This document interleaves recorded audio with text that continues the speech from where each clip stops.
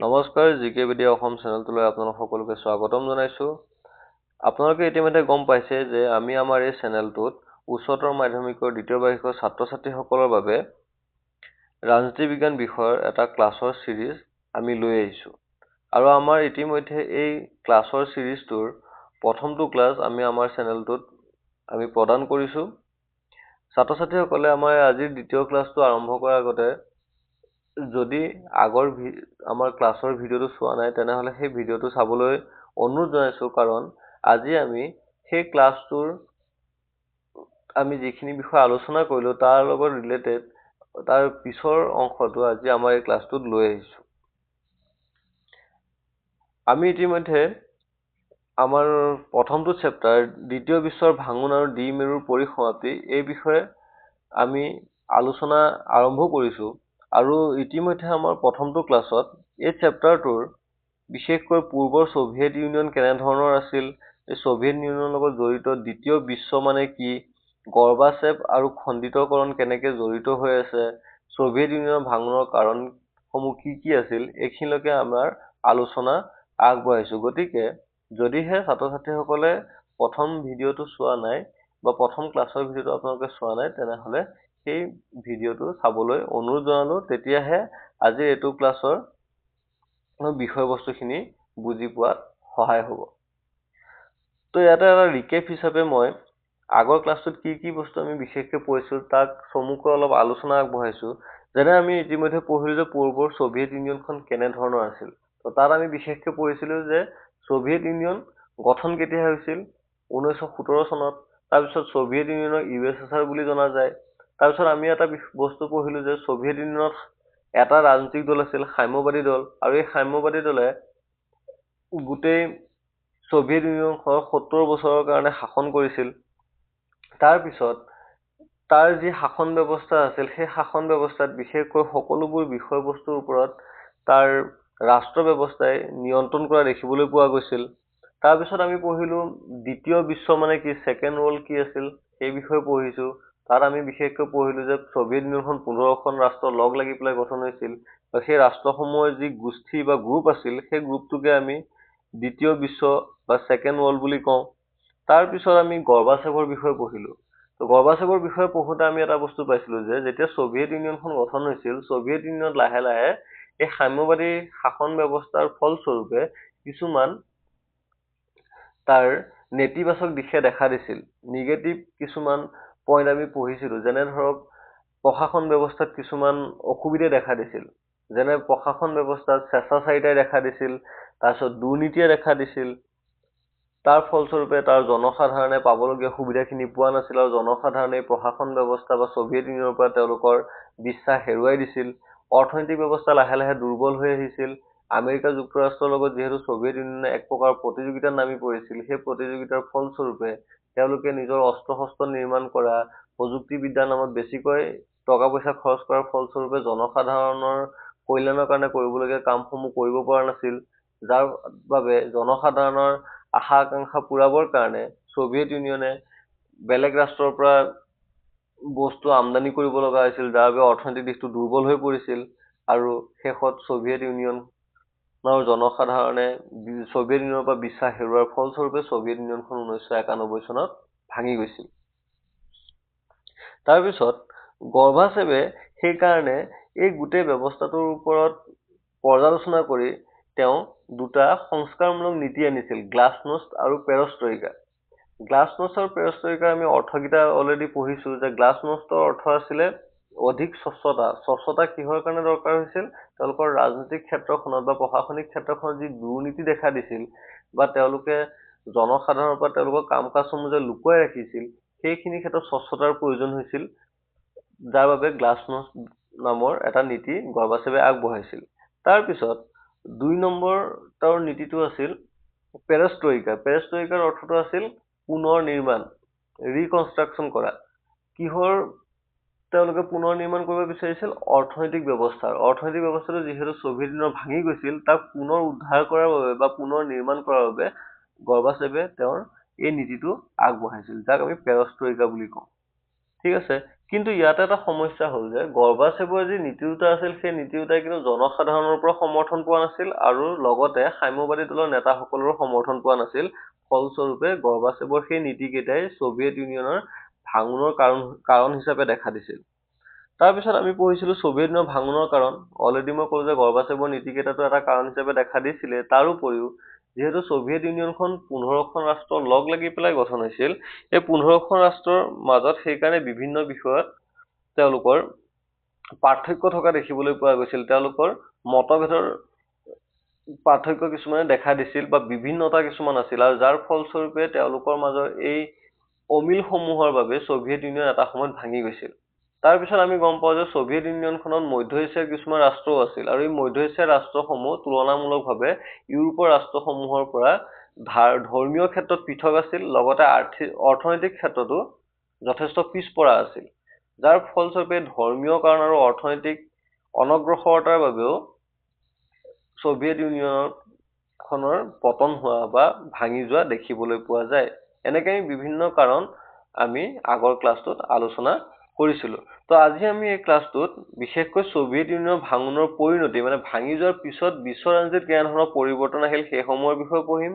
তাৰপিছত ছভিয়েট ইউনিয়নখন ভাঙি যোৱাৰ লগে লগে আকৌ 15খন নতুন ৰাষ্ট্ৰৰ সৃষ্টি হ'ব।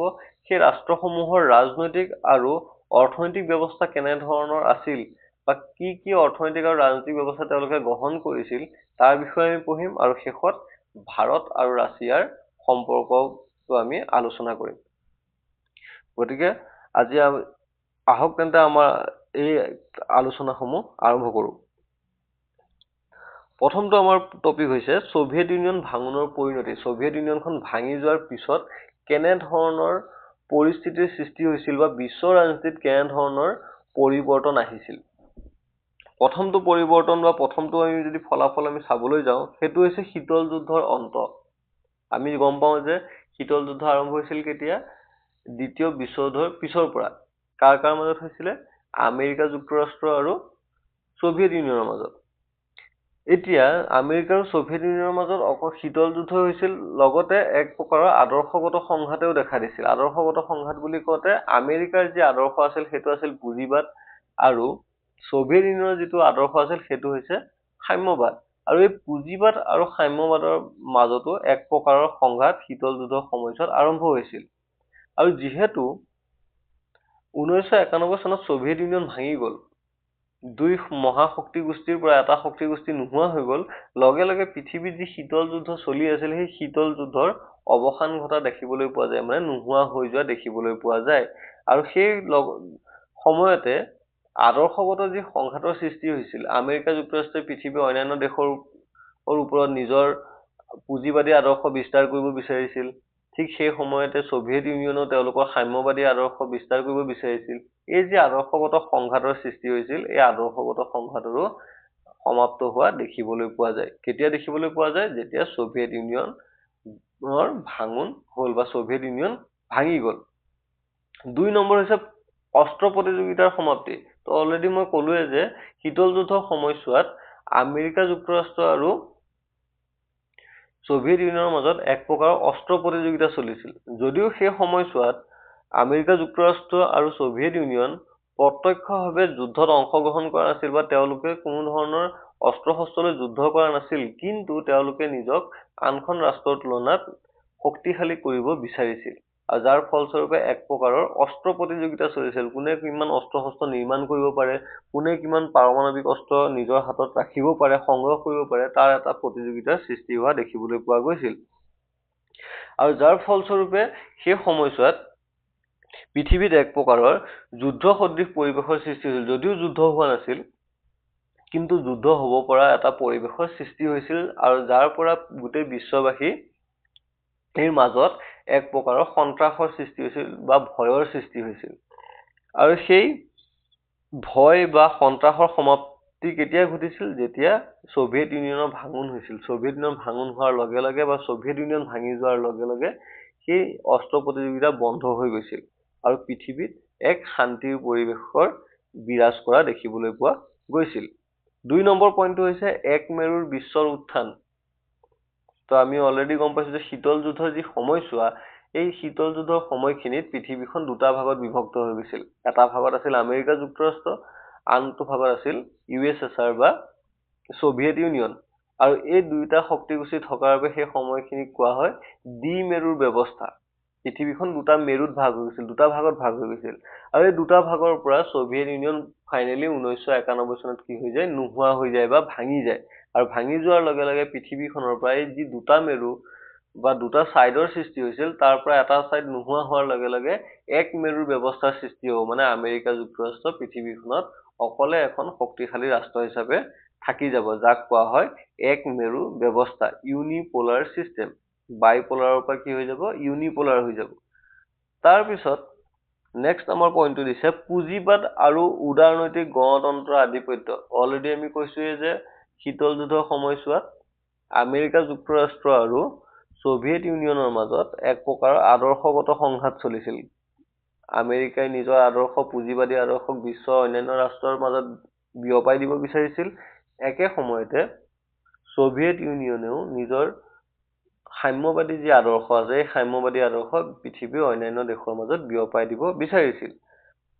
আৰু যিহেতু সোভিয়েট ইউনিয়ন ভাঙি গ'ল, সোভিয়েট ইউনিয়ন ভাঙি যোৱাৰ লগে লগে নতুনকৈ কিছুমান স্বাধীন ৰাষ্ট্ৰৰ সৃষ্টি হ'ল। আৰু সেই স্বাধীন ৰাষ্ট্ৰবিলাকে কি কৰিলে, সাম্যবাদী শাসন ব্যৱস্থা ত্যাগ কৰি পুঁজিবাদী ব্যৱস্থা গ্ৰহণ কৰাৰ দিশে আগবাঢ়িল বা তেওঁলোকে গ্ৰহণ কৰিবলৈ আগ্ৰহ প্ৰকাশ কৰিলে।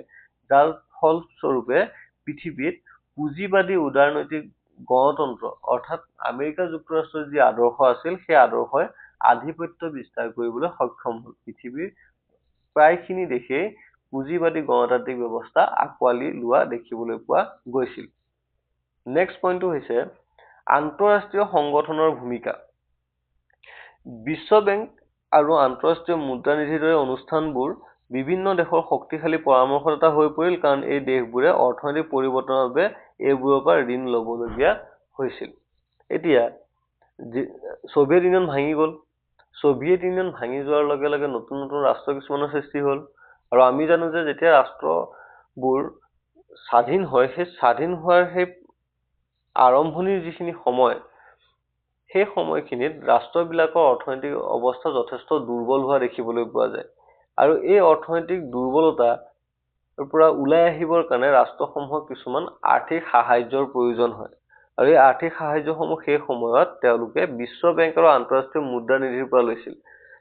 তেওঁলোকে নিজৰ অৰ্থনৈতিক যি পৰিৱৰ্তন আনিছিল, সেই অৰ্থনৈতিক পৰিৱৰ্তনৰ সময়খিনিত তেওঁলোকে নিজৰ অৰ্থনৈতিক দিশটো শক্তিশালী কৰাৰ বাবে আন্তঃৰাষ্ট্ৰীয় অৰ্থনৈতিক কিছুমান সংগঠন আছে, যেনে বিশ্ব বেংক বা আন্তঃৰাষ্ট্ৰীয় মুদ্ৰানিধি IMF, তাৰ পৰা তেওঁলোকে কিছুমান টকা পইচা ঋণলে বা ধাৰলে লৈছিল। আৰু যাৰ ফলস্বৰূপে এই এই সংগঠনসমূহৰ, আন্তঃৰাষ্ট্ৰীয় সংগঠনসমূহৰ ভূমিকা সেই সময়ত যথেষ্ট গুৰুত্বপূৰ্ণ হৈ পৰা দেখিবলৈ পোৱা যায়। তো এইখিনিতে ছাত্ৰ ছাত্ৰীসকলৰ কাৰণে এটা পইণ্ট মই আগবঢ়াইছো, সেইটো হৈছে IMF। IMFৰ ফুল ফৰ্মটো কেতিয়াবা এক্সামত অহা দেখিবলৈ পোৱা যায়। তাক অসমীয়াত যদি আমি লিখিব লাগে আন্তঃৰাষ্ট্ৰীয় মুদ্ৰানিধি, ইংলিছত আমি লিখিব লাগিলে কি লিখিব লাগিব, ইণ্টাৰনেশ্যনেল মানিটাৰী ফাণ্ড। এইটো তোমালোকে নোট ডাউন কৰি ল'বা। তাৰপিছত নেক্সট আমাৰ ফলাফলটো হৈছে নতুন স্বাধীন ৰাষ্ট্ৰৰ সৃষ্টি। যে সোভিয়েট ইউনিয়ন ভাঙি গ'ল। সোভিয়েট ইউনিয়ন ভাঙি যোৱাৰ লগে লগে তাৰ পৰা বহুতো নতুন ৰাষ্ট্ৰৰ সৃষ্টি হ'ল। আৰু এই ৰাষ্ট্ৰবিলাকে ইউৰোপীয় সংঘ আৰু নাটোত যোগদান কৰিবলৈ আত্মপ্ৰকাশ কৰিলে। তো নতুন নতুন ৰাষ্ট্ৰবিলাক সৃষ্টি হ'ল, আমি অলৰেডি বহুতবাৰ সেইটো কথা কৈছোৱেই। আৰু সৃষ্টি হোৱাৰ পিছত সেই ৰাষ্ট্ৰসমূহে নতুন কিছুমান সংগঠনত তেওঁলোকে যোগদান কৰিবলৈ আগ্ৰহ প্ৰকাশ কৰিলে। 1992 চনত ইউৰোপীয় সংঘৰ সৃষ্টি হৈছিল, তাত কিছুমান ৰাষ্ট্ৰই অংশগ্ৰহণ কৰিলে। আৰু কিছুমানে আমেৰিকা যুক্তৰাষ্ট্ৰৰ শীতল যুদ্ধৰ সময়ছোৱাত যি সামৰিক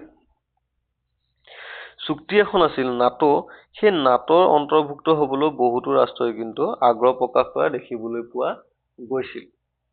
তো নাটোৰ বিষয়ে আপোনালোকে হয়তো জানেই যে শীতল যুদ্ধৰ সময়ছোৱাত আমেৰিকা যুক্তৰাষ্ট্ৰৰ যি গোষ্ঠী আছিল, আমেৰিকা যুক্তৰাষ্ট্ৰৰ যিবোৰ ৰাষ্ট্ৰ আছিল, সেই ৰাষ্ট্ৰবিলাকে লগ লাগি এখন চুক্তি স্বাক্ষৰ কৰিছিল, যাক কোৱা হয় নাটো, নৰ্থ আটলাণ্টিক ট্ৰিটি অৰ্গেনাইজেশ্যন, উত্তৰ আটলাণ্টিক চুক্তি সংগঠন। ঠিক সেই সময়তে সোভিয়েত ইউনিয়নে কিন্তু এখন চুক্তি স্বাক্ষৰ কৰিছিল। তাৰ বিষয়ে অলৰেডি আমি ক্লাছত কৈছো বা নামটো আমি উল্লেখ কৰিছো, সেইখন হৈছে ৱাৰ্ছ চুক্তি। এই দুখনৰ বিষয়ে আমি মনত ৰাখিব লাগিব। নাটো হৈছিল কেতিয়া? নাটো হৈছিল 1949 আৰু ৱাৰ্ছ হৈছিল 1955। ঠিক আছে, তো এইখিনি আছিল আমাৰ সোভিয়েত ইউনিয়নৰ ভাঙোনৰ পৰিণতি বা ফলাফল। এটা চমু ব্ৰেক ল'ব পাৰো। এই 3 ছেকেণ্ডৰ এটা আমি সৰু ব্ৰেক লৈছো, আৰু এই ব্ৰেকটোত আপোনালোকে শ্লাইডটো ভালদৰে পঢ়ি চাওক আৰু যাতে বস্তুখিনি ধুনীয়াকৈ মনত থাকে।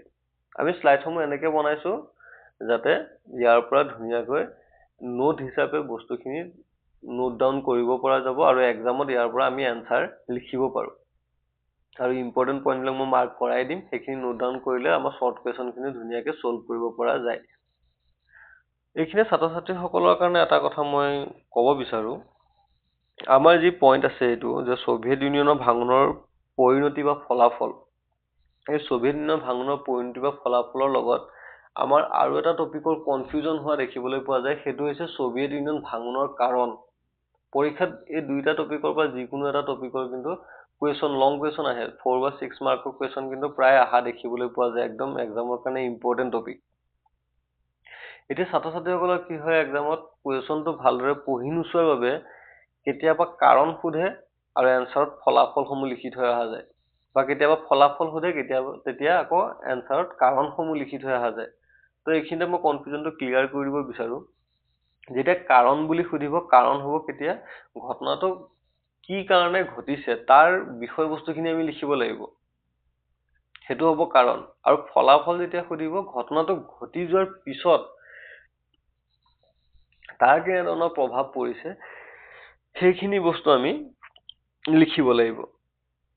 আৰু কেতিয়াবা আমি অভাৰ এক্সাইটমেণ্টত এক্সামত কি হয়, কুৱেশ্যনটো আমি ভালদৰে পঢ়ি নাচাওঁ, আখৰকেইটা দেখিয়ে আমাৰ মনত যিটো মানে টপিকৰ বিষয়ে আমাৰ ভাৱ আহে, আমি সেইটোকে লিখি দিওঁ। লিখি দিয়াৰ ফলস্বৰূপে কেতিয়াবা ভুল হৈ যায়, আৰু ভুল হোৱাৰ লগে লগে আমাৰ এক্সামত নম্বৰবিলাক কমি যায়। গতিকে মই ছাত্ৰ ছাত্ৰীসকলক অনুৰোধ কৰোঁ যে এক্সামত অকণমান ধৈৰ্য সহকাৰে কুৱেশ্যনবোৰ ভালদৰে পঢ়ি বুজি এটেম্প কৰিব লাগে, যাতে আমি শুদ্ধ এনচাৰ এটা লিখি থৈ আহিব পাৰোঁ।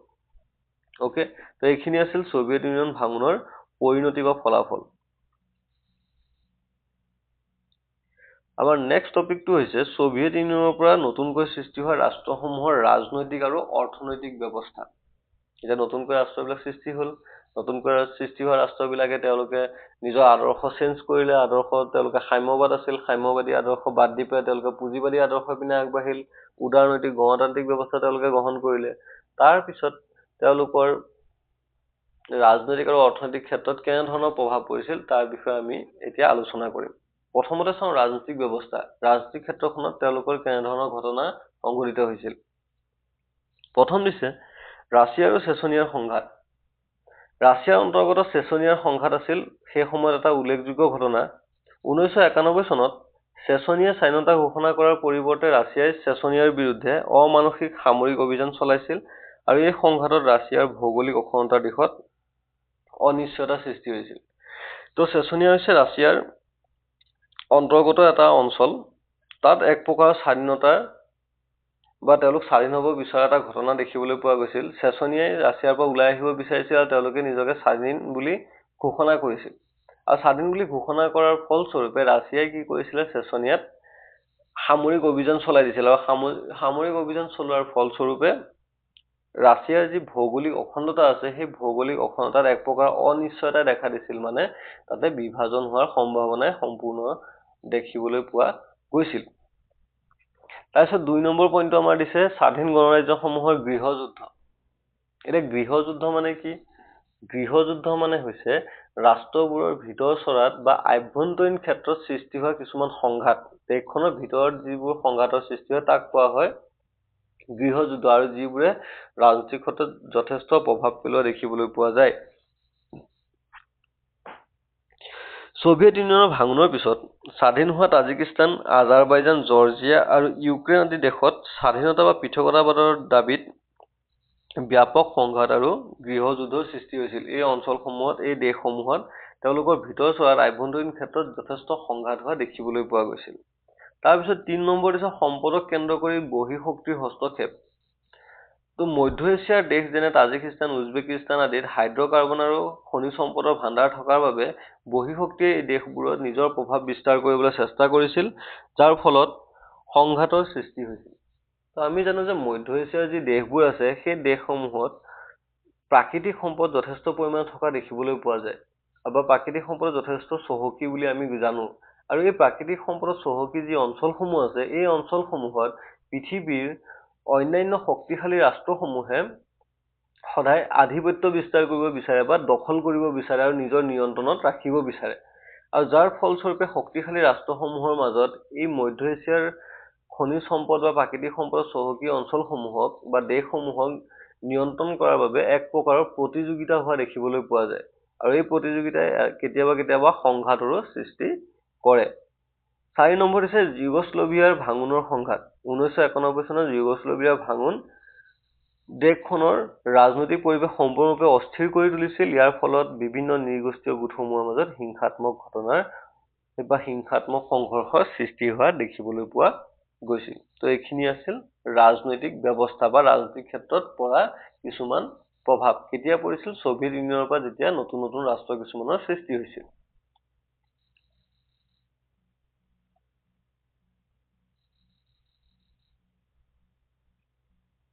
তাৰপিছত আহি গ'ল অৰ্থনৈতিক ব্যৱস্থা। অৰ্থনৈতিক ক্ষেত্ৰত কেনেধৰণৰ পৰিৱৰ্তন হোৱা দেখিবলৈ পোৱা যায়?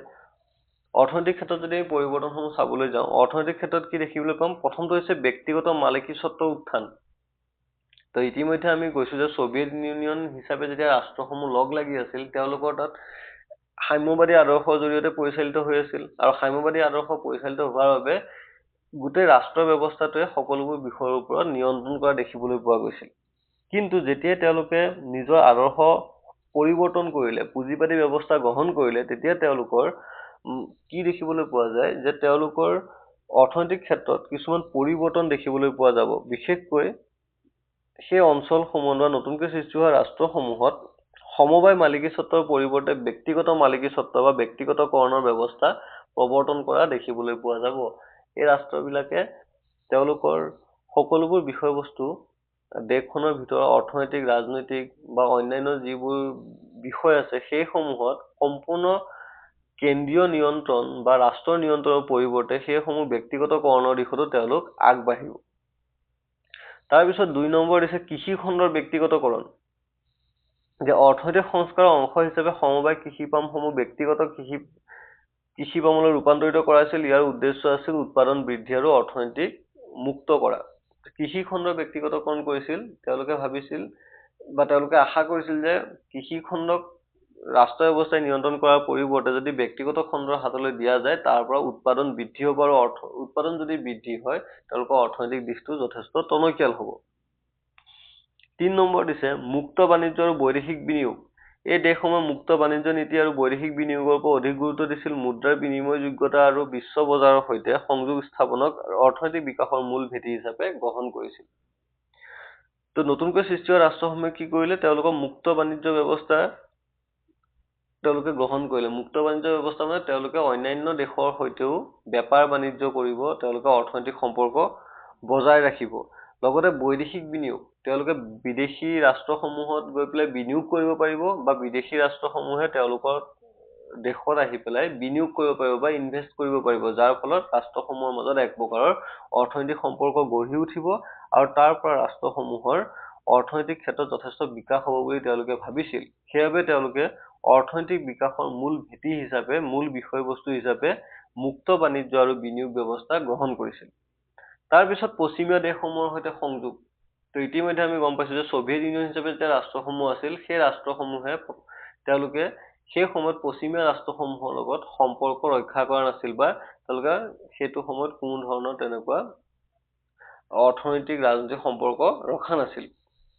কিন্তু যেতিয়াই ছভিয়েট ইউনিয়ন ভাঙি গ'ল, ছভিয়েট ইউনিয়ন ভাঙি যোৱাৰ লগে লগে নতুন ৰাষ্ট্ৰবিলাকৰ সৃষ্টি হ'ল। এই নতুনকৈ সৃষ্টি হোৱা ৰাষ্ট্ৰসমূহে পশ্চিমীয়া ৰাষ্ট্ৰসমূহৰ লগত সম্পৰ্ক স্থাপন কৰিবলৈ আৰম্ভ কৰিলে আৰু তেওঁলোকে পশ্চিমীয়া পুঁজিবাদী ব্যৱস্থাক গ্ৰহণ কৰা দেখিবলৈ পোৱা গ'ল। যাৰ ফলস্বৰূপে পশ্চিমীয়া দেশসমূহ নতুনকৈ সৃষ্টি হোৱা ৰাষ্ট্ৰসমূহৰ পথ প্ৰদৰ্শক হিচাপে ভূমিকা পালন কৰিবলৈ সুবিধা লাভ কৰিলে। তাৰপিছত নেক্সট আমাৰ টপিকটো হৈছে আতংক প্ৰতিকাৰ বা ট্ৰাফিক প্ৰতিকাৰ ব্যৱস্থা আৰু ইয়াৰ ফলাফল। এইখিনি আৰম্ভ কৰাৰ আগতে আমি এতিয়ালৈকে যিখিনি আমি পঢ়িলো যে ছভিয়েট ইউনিয়ন ভাঙনৰ যি ফলাফল, তাৰপিছত ছভিয়েট ইউনিয়ন ভাঙি যোৱাৰ পিছত নতুনকৈ সৃষ্টি হোৱা ৰাষ্ট্ৰসমূহৰ অৰ্থনৈতিক আৰু ৰাজনৈতিক ব্যৱস্থা, আশা কৰোঁ ছাত্ৰ ছাত্ৰীসকলে এই বিষয়খিনি ভালদৰে বুজি পাইছে। যদি বুজি পোৱাত অসুবিধা হৈছে ভিডিঅ'টো আকৌ এবাৰ চাবলৈ অনুৰোধ জনালো যাতে বস্তুখিনি ক্লিয়াৰ হয়, কাৰণ ইয়াত মই যিমান দূৰ সম্ভৱ সহজ ভাষাত পইণ্ট ৱাইজ বস্তুখিনি দিবলৈ চেষ্টা কৰিছোঁ যাতে ছাত্ৰ ছাত্ৰীসকলে ইয়াৰ পৰা পঢ়িবও পাৰে আৰু এক্সামত তেওঁলোকে যদি দৰকাৰ হয় ইয়াৰ পৰা নোট বনাই পেলাই এক্সামৰ প্ৰিপেৰেশ্যনো ধুনীয়াকৈ কৰিব পাৰে। অ'কে, তো এতিয়া আমি আৰম্ভ কৰোঁ আতংক প্ৰতিকাৰ বা ট্ৰাফিক প্ৰতিকাৰ ব্যৱস্থা আৰু ইয়াৰ ফলাফল। তো ইয়াত আমাৰ যদি চাবলৈ যাওঁ এই গোটেই টপিকটোৱে এটা আমাৰ এক্সামৰ লং কুৱেশ্যন হয়। ইয়াত বিশেষকৈ এক্সামত কুৱেশ্যনটো আহে 2+4 হৈ পেলাই 2+4 হৈ পেলাই আহে যে কুৱেশ্যন আহে আতংক প্ৰতিকাৰ ব্যৱস্থা মানে কি, লগতে সোধে যে আতংক প্ৰতিকাৰ ব্যৱস্থাৰ ফলাফলসমূহ কি। লগতে আমাৰ কুৱেশ্যনটো কনফিউজ কৰিবৰ কাৰণে বেলেগ বেলেগ ধৰণেও দিয়া দেখিবলৈ পোৱা যায়। বিশেষকৈ অসমীয়া মাধ্যমত আতংক প্ৰতিকাৰৰ শব্দটো নিদি কেতিয়াবা আতংক প্ৰতিকাৰৰ পৰিৱৰ্তে ট্ৰাফিক প্ৰতিকাৰ শব্দটো ব্যৱহাৰ কৰে, কেতিয়াবা আতংক প্ৰতিকাৰ আৰু ট্ৰাফিক প্ৰতিকাৰ নিদি ইংলিছ টাৰ্মটো ইউজ কৰি দিয়ে। শ্বক থেৰাপি মানে কি, ডাইৰেক্ট অসমীয়া মাধ্যমত শ্বক থেৰাপি মানে কি বুলিও কুৱেশ্যন আহে আৰু তাৰ ফলাফলসমূহ লগত লিখিব দিয়ে। ঠিক আছে, তো আমি প্ৰথমে বুজি লওঁ আতংক প্ৰতিকাৰ বা ট্ৰাফিক প্ৰতিকাৰ ব্যৱস্থা কি হয়, তাৰপিছত আমি ইয়াৰ ফলাফলসমূহ আলোচনা কৰিম। আতংক প্ৰতিকাৰ বা ট্ৰাফিক প্ৰতিকাৰ ব্যৱস্থা কি হয়, ছভিয়েট ইউনিয়ন যেতিয়া ভাঙি গ'ল, ছভিয়েট ইউনিয়ন ভাঙি যোৱাৰ লগে লগে আমি গম পালোঁ নতুন নতুন ৰাষ্ট্ৰ কিছুমানৰ সৃষ্টি হ'ল। এই নতুনকৈ সৃষ্টি হোৱা যি ৰাষ্ট্ৰসমূহ আছিল, ৰাছিয়া, মধ্য এছিয়া বা পূব ইউৰোপৰ যিসমূহ ৰাষ্ট্ৰ আছিল, তেওঁলোকে কি কৰিছিলে, সাম্যবাদী শাসন ব্যৱস্থাক বাদ দি পেলাই পুঁজিবাদী ব্যৱস্থা গ্ৰহণ কৰিছিল। আৰু পুঁজিবাদী ব্যৱস্থা গ্ৰহণ কৰাৰ লগে লগে এই ৰাষ্ট্ৰসমূহত এক অৰ্থনৈতিক অচলাৱস্থাই দেখা দিছিল, মানে তেওঁলোকৰ অৰ্থনৈতিক দিশটো যথেষ্ট দুৰ্বল হৈ গৈছিল। আৰু এই যি অচলাৱস্থা, চলিব নোৱাৰা যি অৱস্থাৰ সৃষ্টি হৈছিল, তাৰ পৰাই ৰাষ্ট্ৰসমূহ উলিয়াই আনিবৰ বাবে বিশ্ব বেংক আৰু আন্তৰ্জাতিক মুদ্ৰা নিধিয়ে কিছুমান ব্যৱস্থা গ্ৰহণ কৰিছিল। তেওঁলোকক ঋণ প্ৰদান কৰিছিল বা বিভিন্ন ধৰণৰ সহায় সাহায্য আগবঢ়াইছিল, আৰু তেওঁলোকে গ্ৰহণ কৰা সেই ব্যৱস্থাখিনিকহে আতংক প্ৰতিকাৰ ব্যৱস্থা বুলি কোৱা হয়। মানে আতংকমূলক যিটো পৰিৱেশ, সেই পৰিৱেশটোৰ পৰা ওলাই আনিবৰ কাৰণে বিশ্ব বেংক আৰু আন্তৰ্জাতিক মুদ্ৰা নিধিয়ে যি ব্যৱস্থা ল'লে, সেই ব্যৱস্থাখিনিক কোৱা হয় আতংক প্ৰতিকাৰ ব্যৱস্থা। ঠিক আছে, এতিয়া এই আতংক প্ৰতিকাৰ ব্যৱস্থা এতিয়া গ্ৰহণ কৰিলে, প্ৰথমতে আশা কৰিছিল যে আতংক প্ৰতিকাৰ ব্যৱস্থা গ্ৰহণ কৰাৰ ফলস্বৰূপে ৰাষ্ট্ৰসমূহৰ অৰ্থনৈতিক ক্ষেত্ৰত যথেষ্ট উন্নতি হ'ব, ৰাষ্ট্ৰবোৰৰ জনসাধাৰণে যথেষ্ট সুফল পাব, কিন্তু তাৰ আশা কৰাৰ বিপৰীতে তাৰ কিছুমান নেতিবাচক বা নিগেটিভ কিছুমান ফলাফলহে দেখিবলৈ পোৱা গৈছিল। যেনে ফলাফলত আমি যদি চাব যাওঁ, প্ৰথমটো ফলাফল দিছে অৰ্থনৈতিক বিপৰ্যয়। অৰ্থনীতি তেওঁলোকৰ দিশটো শক্তিশালী কৰিব বিচাৰিছিল, কিন্তু ওলোটা কি হৈছিল, অৰ্থনৈতিক বিপৰ্যয় বা বিপদে দেখা দিছিল। যেনে 1990 চনত কাৰ্যকৰী হোৱা এই ব্যৱস্থাই ৰাছিয়াৰ অৰ্থনৈতিক গাঁথনিটোক ধ্বংস কৰি দিছিল, আৰু ৰাছিয়াৰ সেই সময়ত যিবোৰ উদ্যোগ আছিল, সেই 90% উদ্যোগ একেবাৰে পেলনীয়া দামত, কম দামত ব্যক্তিগত খণ্ডক বা বিভিন্ন কোম্পানীক বেছি দিব লগা হৈছিল, মানে চৰকাৰে চলাব নোৱাৰা হৈ গৈছিল। এতিয়া কি বুজায় যে ৰাছিয়াৰ অৰ্থনৈতিক দিশটো যথেষ্ট দুৰ্বল হৈ গৈছে। তাৰপিছত মুদ্ৰাস্ফীতি আৰু ৰুবলৰ পতন। এতিয়া ৰুবল, এই ৰুবলটো কি হয় এইটো আমি চাব লাগিব। ৰুবল হৈছে ৰাছিয়াৰ মুদ্ৰা। কুৱেশ্যন আহে কেতিয়াবা ৰাছিয়াৰ মুদ্ৰাটো কি নামেৰে জনা যায়, ৰুবল। ঠিক আছে, এইটো আমি চাব লাগিব। ৰাছিয়াৰ যি মুদ্ৰা আছে ৰুবল, এই ৰুবলৰ মূল্যটো নাটকীয়ভাৱে হ্ৰাস পাইছিল, আৰু মুদ্ৰাস্ফীতি ইমান বেছি আছিল যে মানুহে নিজৰ সঞ্চয়ৰ ধন হেৰুৱাইছিল। যেতিয়া আমি জানো যে যেতিয়া মুদ্ৰাৰ ভেলুটো কমি যায়, ভেলু কমি যোৱাৰ লগে লগে বস্তুৰ দাম বাঢ়ি যায়, আৰু বস্তুৰ দাম বাঢ়ি যোৱাৰ লগে লগে জনসাধাৰণে বেছিকে টকা পইচা খৰচ কৰিবলগীয়া হয়। আৰু বেছিকে টকা পইচা খৰচ কৰা মানে জনসাধাৰণৰ হাতত যিমান টকা পইচা জমা থাকিব, সেই জমা পইচাৰ পৰা বেছিখিনি টকা পইচা হাতৰ পৰা ওলাই যাব। আৰু হাতৰ পৰা টকা পইচা ওলাই যোৱা মানে আৰ্থিকভাৱে সেই মানুহজন বা জনসাধাৰণ কি হ'ব, দুৰ্বল হ'ব, দুখীয়া হ'ব। আৰু ঠিক তেনেকুৱাই হৈছিল ৰাছিয়াত। ৰাছিয়াৰ যি মুদ্ৰা আছিল ৰুবল, ৰুবলৰ ভেলু কমি গ'ল। কমি যোৱাৰ লগে লগে বস্তুৰ দাম বাঢ়ি গ'ল। বস্তুৰ দাম বাঢ়ি যোৱাৰ লগে মানুহে নিজৰ জীৱনটো চলাবৰ বাবে বস্তুটো কিনিবই লাগিব। বস্তু কিনিবৰ কাৰণে বেছিকৈ টকা পইচা খৰচ কৰিব লগা হ'ল, যাৰ ফলস্বৰূপে তেওঁলোকৰ যি ছেভিংছ আছিল, সঞ্চয়ৰ ধন, সেইটো লাহে লাহে হেৰুৱাব লগা হ'ল, বা তেওঁলোকৰ পৰা হাতৰ পৰা বেছিকৈ টকা পইচা ওলাই গ'ল। ফলস্বৰূপে মানুহখিনি দৰিদ্ৰতাৰ পিনে আগবাঢ়ি গ'ল। তাৰপিছত যে খাদ্য সংকট, সামূহিক কৃষি পামসমূহৰ বিলুপ্তি হ'ল। অলৰেডি আমি কৈছোৱে, সেইবোৰ ব্যক্তিগত খণ্ডৰ হাতলৈ গুচি গ'ল। ফলস্বৰূপে খাদ্যৰ নিৰাপত্তা নোহোৱা হ'ল। আৰু ৰাছিয়াই খাদ্যৰ নিৰাপত্তাৰ বাবে বা খাদ্য সংকটৰ পৰা বাচিবৰ কাৰণে তেওঁলোকে বেলেগ ৰাষ্ট্ৰৰ পৰা খাদ্য আমদানি কৰিব লগা হৈছিল, কিনিব লগা হৈছিল। আৰু কিনিব লগা হোৱাৰ বাবে তেওঁলোকৰ অৰ্থনৈতিক ক্ষেত্ৰতো আৰু বেছিকৈ প্ৰভাৱ পৰা দেখিবলৈ পোৱা গৈছিল। তাৰপিছত হৈছে মাফিয়া ৰাজৰ উত্থান। মাফিয়া ৰাজ দেখিবলৈ পোৱা গৈছিল। মাফিয়া ৰাজ মানে হৈছে, মাফিয়া মানে যদি আমি ক'বলৈ যাই, মাফিয়াই বিশেষকৈ কাক বুজায়? মাফিয়া বুলি কওঁতে এনেকুৱা এটা গ্ৰুপ বা এটা গোষ্ঠীক বুজাব, যাৰ জৰিয়তে অৰ্থনৈতিক ক্ষেত্ৰৰ কিছুমান বিষয়বস্তু তেওঁলোকৰ দ্বাৰা নিয়ন্ত্ৰিত হয়। তেওঁলোকে নিজৰ ইচ্ছামতে বস্তুখিনি চলাবলৈ আৰম্ভ কৰে। আৰু ঠিক তেনেকুৱা কিছুমান গোট বা মাফিয়া গোটৰ সেই সময়ত সৃষ্টি হৈছিল। কেতিয়া হৈছিল? আতংক প্ৰতিকাৰ ব্যৱস্থাৰ পিছত। ঠিক আছে। আৰু এই মাফিয়া গোটে আধিপত্য বিস্তাৰ কৰাৰ ফলস্বৰূপে মানুহৰ মাজত ধনী দুখীয়াৰ পাৰ্থক্যটো দিনে দিনে বৃদ্ধি পাই গৈছিল। ঠিক আছে। আৰু গোটেই এই অৰ্থনৈতিক ব্যৱস্থাৰ ওপৰতো বেয়া প্ৰভাৱ পৰিছিল। ৰাছিয়াত ব্লেক মাৰ্কেটৰ সৃষ্টি হৈছে, এখন কলা বজাৰৰ সৃষ্টি হৈছিল, য'ত জনসাধাৰণে পাবলগীয়া বস্তুসমূহ বেছি দামত কিনিব লগা হৈছিল। আৰু তাক নিয়ন্ত্ৰণ কৰি আছিল বিশেষকৈ এই মাফিয়া গোট বা এই মাফিয়া গ্ৰুপটোৱে। ঠিক আছে। এইখিনি হৈছে আতংক প্ৰতিকাৰ ব্যৱস্থাৰ ফলাফল।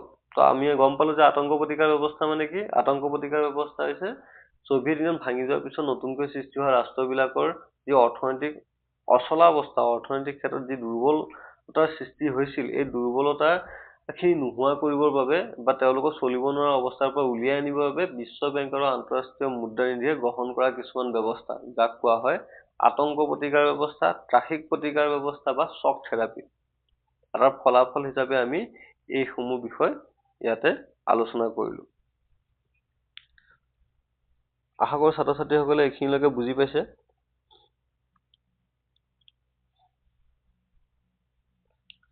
নেক্সট আমাৰ টপিকটো হৈছে ভাৰত ৰাছিয়াৰ সম্পৰ্ক। যথেষ্ট গুৰুত্বপূৰ্ণ এটা টপিক হয়। এক্সাম পইণ্ট অফ ভিউ যথেষ্ট গুৰুত্বপূৰ্ণ। লগতে আমি জানিব লাগে যে ভাৰত ৰাছিয়াৰ সম্পৰ্কটো কেনেধৰণৰ। এই ভাৰত ৰাছিয়াৰ সম্পৰ্কৰ বিষয়ে চাবলৈ যদি যাওঁ, আমি দেখা পাম যে ভাৰত আৰু ৰাছিয়াৰ মাজৰ যি সম্পৰ্ক, এই সম্পৰ্ক যথেষ্ট সুদৃঢ় আৰু গভীৰ। ভাৰতৰ বৈদেশিক নীতিৰ এটা অন্যতম মূল আধাৰ হৈছে ৰাছিয়াৰ সৈতে সুসম্পৰ্ক বজাই ৰখা। এতিয়া বৈদেশিক নীতি মানে কি? বৈদেশিক নীতি মানে হৈছে যে ৰাষ্ট্ৰ এখনে অন্যান্য ৰাষ্ট্ৰৰ লগত সম্পৰ্ক ৰক্ষা কৰিবলৈ যাব, কাৰ লগত কেনেধৰণৰ সম্পৰ্ক ৰক্ষা কৰিব, তাক লৈ যিবোৰ নীতি নিয়ম ৰচনা কৰে, তাক কোৱা হয় বৈদেশিক নীতি। আৰু ভাৰতবৰ্ষই যেতিয়া বিদেশী ৰাষ্ট্ৰসমূহৰ লগত সম্পৰ্ক ৰক্ষা কৰিবলৈ নীতি ৰচনা কৰে, সেই নীতিৰ এটা গুৰুত্বপূৰ্ণ বিষয় বা আধাৰে হৈছে যে ৰাছিয়াৰ লগত সম্পৰ্ক ভাল কৰি ৰাখিব লাগিব। আৰু ভাৰত ৰাছিয়াৰ যিটো সম্পৰ্ক, সেই সম্পৰ্কটো হৈছে এটা ঐতিহাসিক বিশ্বাস। ভাৰত ৰাছিয়াৰ সম্পৰ্কটো এতিয়া নহয়, শীতল যুদ্ধৰ সময়ৰ পৰাই, ছ'ভিয়েট ইউনিয়নৰ অংশ হিচাপে যেতিয়া ৰাছিয়া আছিল, তেতিয়াৰ পৰাই এতিয়ালৈকে ভাৰত আৰু ৰাছিয়াৰ মাজত এটা ভাল সম্পৰ্ক থকা দেখিবলৈ পোৱা যায়। আমি ভাৰত ৰাছিয়াৰ যি সম্পৰ্ক আছে, তাক আমি কেইটামান ভাগত ভাগ কৰি লৈছোঁ। অৰ্থনৈতিক সম্পৰ্ক, ৰাজনৈতিক সম্পৰ্ক, সামৰিক সম্পৰ্ক আৰু সাংস্কৃতিক সম্পৰ্ক, তেনেকৈ আমি 4টা ভাগত ভগাই লৈছোঁ। আৰু আমি পইণ্ট ৱাইজ বস্তুখিনি এতিয়া আমি আলোচনা কৰিম। আৰু পৰীক্ষাটো পৰাপক্ষত ছাত্ৰ ছাত্ৰীসকলে এনেকে পইণ্ট ৱাইজ বস্তুখিনি ভগাই পেলাই এনচাৰটো লিখিলে নাম্বাৰ পোৱাত যথেষ্ট সহায়ক হ'ব। একেলগে যদি গোটেইখিনি সামৰি পেলাই লিখি দিওঁ তেতিয়া তাত আমাৰ নম্বৰ পাওঁতে অকণমান প্ৰব্লেম হয়। মানে সম্পূৰ্ণ নম্বৰ দিওঁতে কেতিয়াবা দেখিবলৈ পোৱা যায় 2-1 নম্বৰ কাটি দিয়া যায়। কিন্তু যদি আমি পইণ্ট ৱাইজ ধুনীয়াকৈ বস্তুখিনি মানে স্পষ্টকৈ যদি লিখোঁ তেতিয়া তাত নম্বৰ কাটাৰ চান্সটো কিন্তু একেবাৰে কম থাকে। ঠিক আছে বাৰু, এতিয়া আমি চাওঁ অৰ্থনৈতিক সম্পৰ্ক। ভাৰত ৰাছিয়াৰ অৰ্থনৈতিক সম্পৰ্ক কেনেধৰণৰ? প্ৰথমটো হৈছে শক্তিৰ উৎস, যে ভাৰতে প্ৰচুৰ পৰিমাণে খনিজ তেল ৰাছিয়াৰ পৰা আমদানি কৰে। সংকটৰ সময়ত সহায়। আমাৰ ভাৰতবৰ্ষখনৰ বিভিন্ন সংকটৰ সময়ত ৰাছিয়াই কিন্তু সদায় সহায়ৰ হাত আগবঢ়াই অহা দেখিবলৈ পোৱা গৈছে। তাৰপিছত হৈছে শক্তি সুৰক্ষা। ভাৰতে নিজৰ শক্তিৰ উৎস বৃদ্ধিৰ বাবে ৰাছিয়া, কাজাখস্তান, তুৰ্কমেনিস্তানৰ দৰে দেশসমূহৰ পৰা সহায় লয়। ভাৰতক যেতিয়া খনিজ তেলৰ সংকট হয়, ভাৰতক যেতিয়া তেলৰ সংকটে দেখা দিয়ে, তেতিয়া কিন্তু ৰাছিয়াই ভাৰতবৰ্ষক সহায় কৰা দেখিবলৈ পোৱা যায়। তো তেনেকৈ ভাৰত আৰু ৰাছিয়াৰ মাজত এক প্ৰকাৰ অৰ্থনৈতিক সম্পৰ্ক ৰক্ষা কৰি চলি অহা দেখিবলৈ পোৱা গৈছে। 2 নম্বৰ দিছে ৰাজনৈতিক সম্পৰ্ক। ৰাজনৈতিক ক্ষেত্ৰখনত বিশেষকৈ বিশ্ব ৰাজনীতিত ভাৰত আৰু ৰাছিয়াৰ সম্পৰ্ক কেনেধৰণৰ? যদি আমি কৌশলগত দিশৰ পৰা আমি যদি চাবলৈ যাওঁ, 2000 চনৰ অক্টোবৰ মাহত দুয়োখন দেশে ভাৰত ৰাছিয়া কৌশলগত অংশদাৰিত্বৰ ঘোষণা স্বাক্ষৰ কৰিছিল, যাক পিছলৈ বিশেষ আৰু বিশেষাধিকাৰ প্ৰাপ্ত কৌশলগত অংশদাৰিত্বলৈ উন্নীত কৰা হয়। ৰাষ্ট্ৰসংঘত সমৰ্থন। ৰাষ্ট্ৰসংঘৰ নিৰাপত্তা পৰিষদৰ স্থায়ী সদস্য পদৰ বাবে ভাৰতৰ দাবীক ৰাছিয়াই ধাৰাবাহিকভাৱে সমৰ্থন আগবঢ়াই আহিছে। এই বিষয়ে আমি পিছত ডিটেইলছত বেলেগ এটা চেপ্টাৰত পঢ়িমেই। তথাপি ভাৰতবৰ্ষই নিৰাপত্তা পৰিষদ, ৰাষ্ট্ৰসংঘৰ যি নিৰাপত্তা পৰিষদ আছে তাৰ যি স্থায়ী সদস্য পদ, এই স্থায়ী সদস্য পদ ভাৰতেও পাব লাগে বুলি ভাৰতে দাবী জনাই আহিছে। আৰু সেই দাবীত সদায় ভাৰতক ৰাছিয়াই সমৰ্থন কৰি অহা দেখিবলৈ পোৱা যায়। বহুপাক্ষিক সহযোগিতা। দুয়োখন দেশে ব্ৰিক্স, চাংহাই সহযোগিতা সংস্থা আৰু G20ৰ দৰে আন্তৰ্জাতিক সংগঠনত একত্ৰিতভাৱে কাম কৰে, যাতে বিশ্বত এক বহুমেৰু কেন্দ্ৰীয় ব্যৱস্থা গঢ় লৈ উঠে। এতিয়া আমি যদি চাব যাওঁ, আন্তঃৰাষ্ট্ৰীয় পৰ্যায়ত তেনেকুৱা বিভিন্ন সংগঠন আছে, যেনে ব্ৰিক্স বা SCO বা G20। তাৰ যদি আমি সদস্য ৰাষ্ট্ৰসমূহ যদি চাব যাওঁ, তাত ভাৰত আৰু ৰাছিয়া দুয়োখনে থকা দেখিবলৈ পোৱা যায়। আৰু দুয়োখনে একত্ৰিতভাৱে এই সংগঠনসমূহত কাম কৰাৰ ক্ষেত্ৰত আগবাঢ়ি আহিছে, আৰু তেওঁলোকে এক ধৰণৰ বহুমেৰু থকা কেন্দ্ৰীয় ব্যৱস্থা এটা গঢ়ি তুলিবলৈ চেষ্টা কৰি আছে। তাৰপিছত দিছে সন্ত্ৰাসবাদৰ বিৰোধী। দুয়োখন দেশে, ভাৰত আৰু ৰাছিয়া দুয়োখনে আন্তঃৰাষ্ট্ৰীয় সন্ত্ৰাসবাদৰ ঘোৰ বিৰোধিতা কৰে। দুয়োখনে সন্ত্ৰাসবাদক ভাল নাপায়, আৰু যাৰ বাবে ৰাছিয়াই ভাৰতক সদায় সন্ত্ৰাসবাদৰ বিৰোধিতাৰ ক্ষেত্ৰত সমৰ্থন কৰি অহা দেখিবলৈ পোৱা গৈছে। তাৰপিছত যদি আমি চাব যাওঁ সামৰিক ক্ষেত্ৰত আমি কি দেখিবলৈ পাম? প্ৰতিৰক্ষা সামগ্ৰী মানে আমাৰ ভাৰতবৰ্ষৰ সেনা বাহিনীয়ে যিবোৰ অস্ত্ৰ শস্ত্ৰ ব্যৱহাৰ কৰে, যিবোৰ যুদ্ধৰ জাহাজ ব্যৱহাৰ কৰি আছে, তাৰ বেছিভাগে ভাৰতবৰ্ষই ৰাছিয়াৰ পৰা লাভ কৰে। ৰাছিয়াই আমাৰ সেনা বাহিনীৰ বাবে প্ৰয়োজনীয় অস্ত্ৰ শস্ত্ৰসমূহ যোগাৰ ধৰে। তাৰপিছত মহাকাশ আৰু পাৰমাণৱিক গৱেষণা। আমাৰ যি মহাকাশৰ বাবে যি গৱেষণা চলি থাকে, বা পাৰমাণৱিক ক্ষেত্ৰত আমাৰ ভাৰতবৰ্ষই যি গৱেষণা কৰে, তাৰ ক্ষেত্ৰত বা তাৰ উন্নতিৰ ক্ষেত্ৰত ৰাছিয়াই আমাক গুৰুত্বপূৰ্ণভাৱে সহায় আগবঢ়োৱা দেখিবলৈ পোৱা যায়। তো এই পিনৰ পৰা যদি আমি চাবলৈ যাওঁ, সামৰিক ক্ষেত্ৰত ভাৰত আৰু ৰাছিয়াৰ সম্পৰ্ক যথেষ্ট শক্তিশালী। তাৰপিছত আহি গ'ল সাংস্কৃতিক সম্পৰ্ক।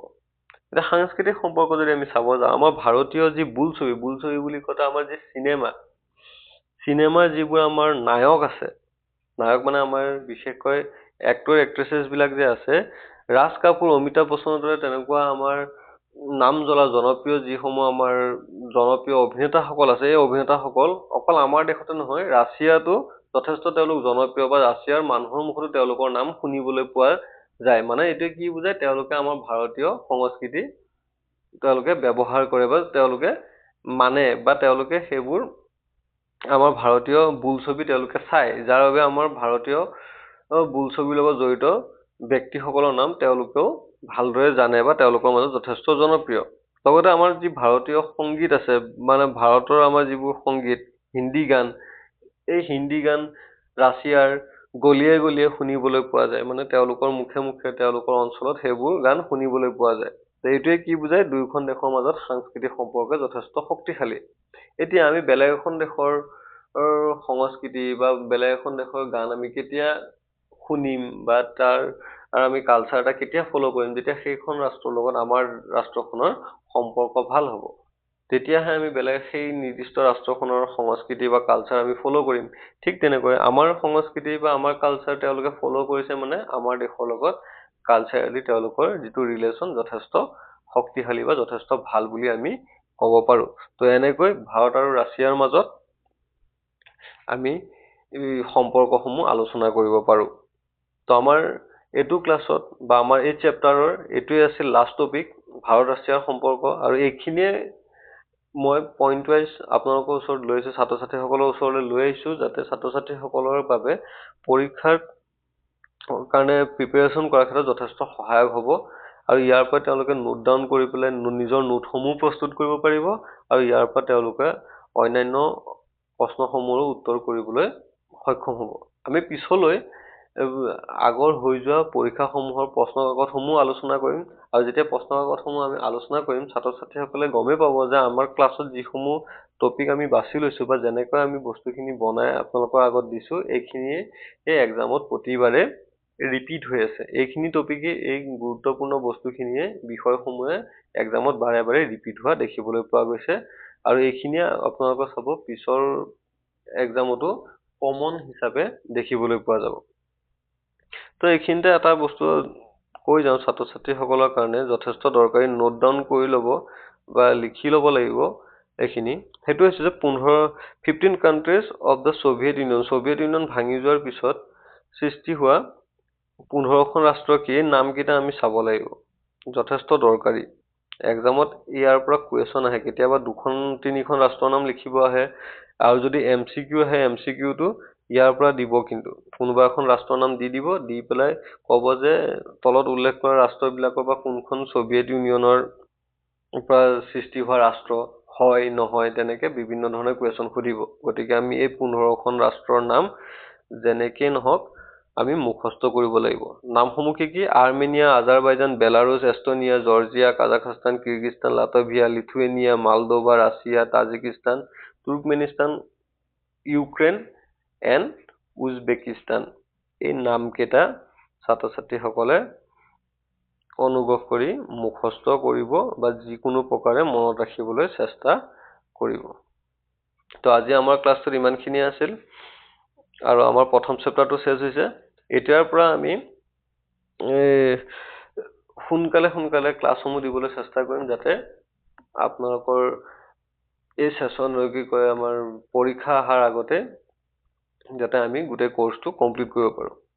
যদি ভিডিঅ'টো চাই আপোনালোকে ভাল পালে আৰু নিজৰ উপকৃত হোৱা বুলি যদি আপোনালোকে ভাবিছে, তেনেহ'লে লাইক, শ্বেয়াৰ আৰু ছাবস্ক্ৰাইব কৰিব। লগতে নিজৰ বন্ধু বান্ধৱীসকলকো এই ভিডিঅ'সমূহ আগবঢ়াই দিব, যাতে তেওঁলোকেও ইয়াৰ পৰা লাভৱান হ'ব পাৰে। ধন্যবাদ।